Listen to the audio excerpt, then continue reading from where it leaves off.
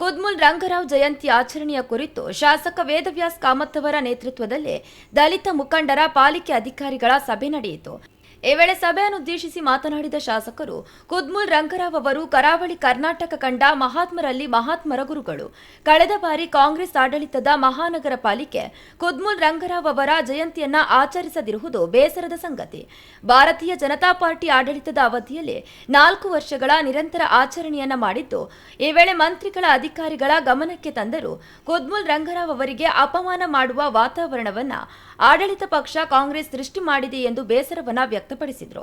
ಈ ಬಗ್ಗೆ ದಲಿತ ಮುಖಂಡರ ಕುಂದುಕೊರತೆಯ ಸಭೆಯಲ್ಲೂ ಪ್ರಸ್ತಾಪಿಸಿದ್ದು, ಇಂತಹ ತಪ್ಪುಗಳು ಮರುಕಳಿಸಬಾರದು. ಪ್ರತಿ ವರ್ಷದಂತೆ ಜೂನ್ 29ರಂದು ಈ ವರ್ಷ ಕುದ್ಮುಲ್ ರಂಗರಾವ್ ಅವರ ಜಯಂತಿಯನ್ನ ಆಚರಿಸಬೇಕು. ನಮ್ಮ ಅವಧಿಯಲ್ಲಿ ಮಂಗಳೂರು ಮಹಾನಗರ ಪಾಲಿಕೆ ಸಮಾಜ ಕಲ್ಯಾಣ ಇಲಾಖೆಯ ಸಹಯೋಗದಲ್ಲಿ ರಂಗರಾಯರ ಜನ್ಮ ದಿನಾಚರಣೆಯನ್ನ ನಡೆಸಲು ತೀರ್ಮಾನಿಸಲಾಗಿತ್ತು. ಅದೇ ಮಾದರಿಯಲ್ಲಿ ಮುಂದುವರಿಯಬೇಕು ಎಂದು ಆಗ್ರಹಿಸಿದರು. ಜೊತೆಗೆ ಅಗತ್ಯವಿರುವ ಅನುದಾನವನ್ನ ಪಾಲಿಕೆಯ ವತಿಯಿಂದಲೇ ಮೀಸಲಿಡಬೇಕು ಎಂದು ಶಾಸಕರ ನೇತೃತ್ವದಲ್ಲಿ ನಿರ್ಣಯಿಸಲಾಯಿತು.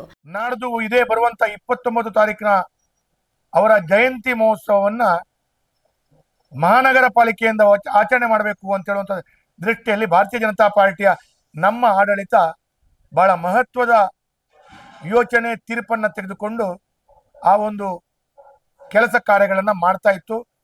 ಆ ಯೋಚನೆಯನ್ನ ಮಾಡಿ ಜಯಂತಿ ಉತ್ಸವವನ್ನು ಆಚರಣೆ ಮಾಡ್ತಾ ಇತ್ತು.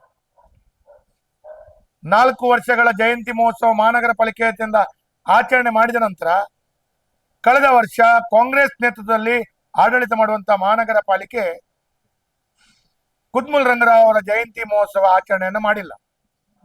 ನಾನು ಮಂತ್ರಿಗಳಿಗೆ ಅಧಿಕಾರಿಗಳಿಗೆ ಗಮನಕ್ಕೆ ತಂದರೂ ಕೂಡ ಎಲ್ಲೋ ಒಂದು ಕಡೆ ಕುದ್ಮುಲ್ ರಂಗರಾವ್ ಅವರಿಗೆ ಅಪಮಾನ ಮಾಡುವಂತ ರೀತಿಯ ವಾತಾವರಣವನ್ನ ಆಡಳಿತದ ಪಕ್ಷ ಕಾಂಗ್ರೆಸ್ ಸೃಷ್ಟಿ ಮಾಡಿತ್ತು.